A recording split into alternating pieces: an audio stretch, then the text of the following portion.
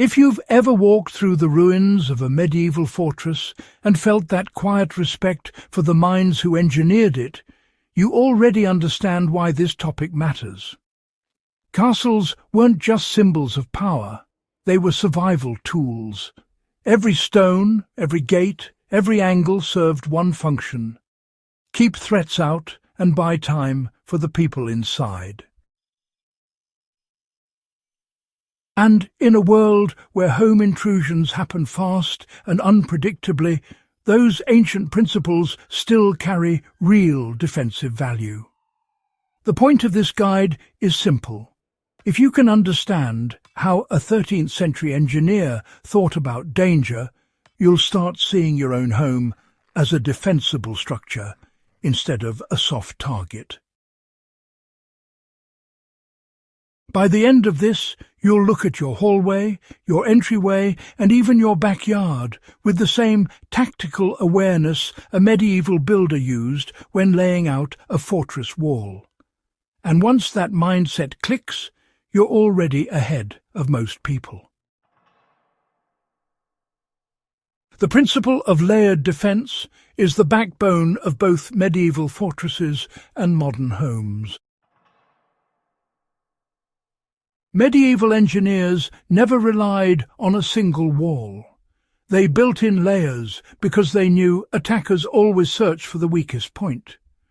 When you apply that concept at home, you start building security in stages instead of relying on one device or system.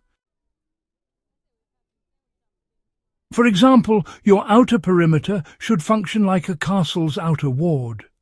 That means controlling sight lines, tightening access points, and forcing any intruder to reveal movement early. A simple way to do this is to treat walkways like controlled approaches. Trim hedges, keep lighting high, and eliminate blind corners. You're not trying to build paranoia, you're shaping terrain. A burglar wants darkness, cover, and quick routes to exit. When your yard denies all three, you've already made your home harder to assault than your neighbours. Moving inward, your doors and windows serve as your curtain walls. You know, medieval walls weren't flat. They were angled, reinforced, and designed to slow breaches. For a modern home, that translates to solid core doors, reinforced strike plates, and glass treated with shatter-resistant film. None of this is expensive, but each upgrade forces an intruder to burn more time and make more noise. The more time they waste, the higher your advantage climbs. Bottlenecking movement inside the home is borrowed directly from gatehouse engineering. Any historian knows the strongest part of a castle wasn't the wall, but the gatehouse.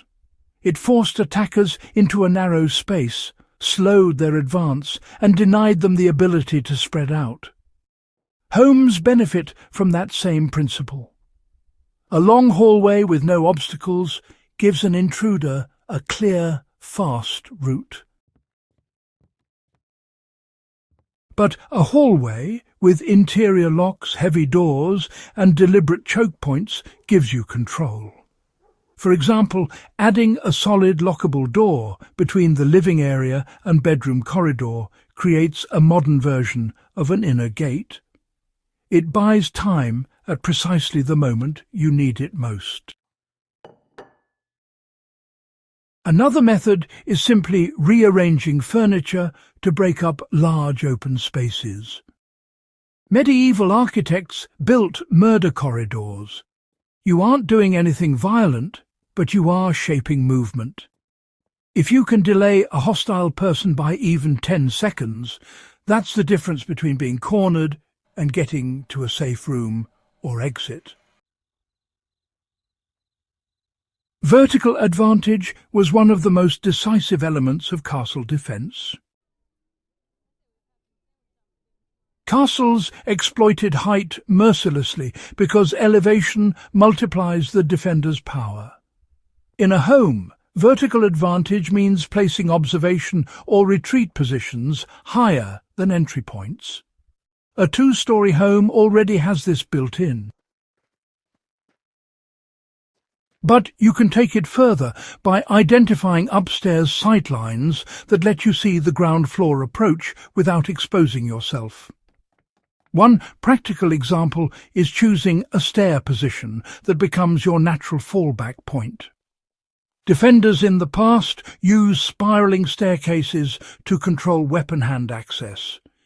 You can apply a simplified version by keeping your staircase clear, familiar, and easy to defend from the top. This is not about combat fantasies. It's about, understanding terrain inside your own home so you never stumble blindly in a moment of stress. Sound and alarm signaling were medieval tools long before electronics existed. Castles used bells, horns, hounds, and even gravel paths designed to make noise underfoot.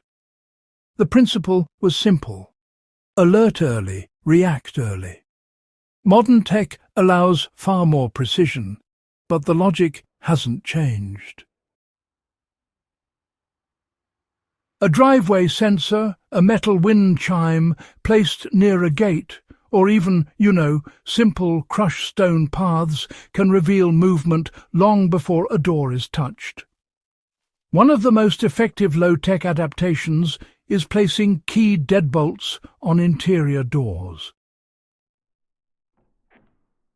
The sound of someone trying to force entry through multiple barriers gives you a time advantage you just can't buy with gadgets alone. Medieval defenders wanted to hear their enemy before seeing them.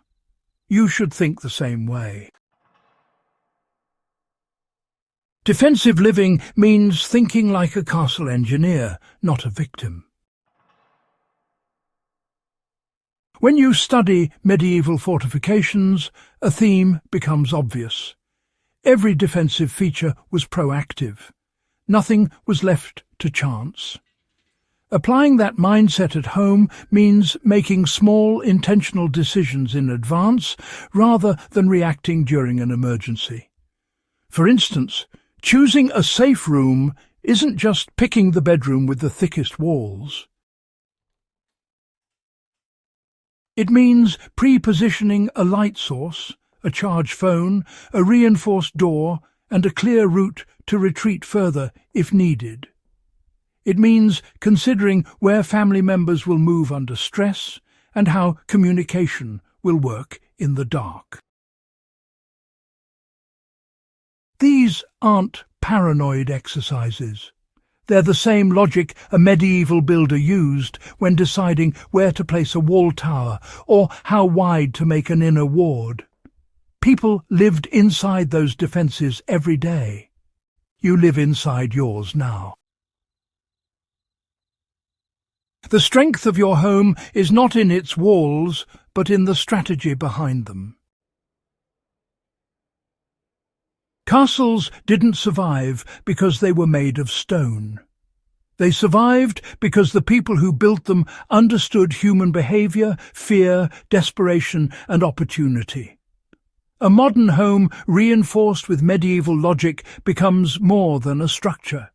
It becomes a system, layered, controlled, and predictable under stress. If you treat security as a living discipline, the way a medieval garrison treated its walls, you'll always be ahead of the threat. If this breakdown helped sharpen your defensive mindset, subscribe to Warfield Survival and share this guide with someone who appreciates real historical strategy applied to real-world readiness.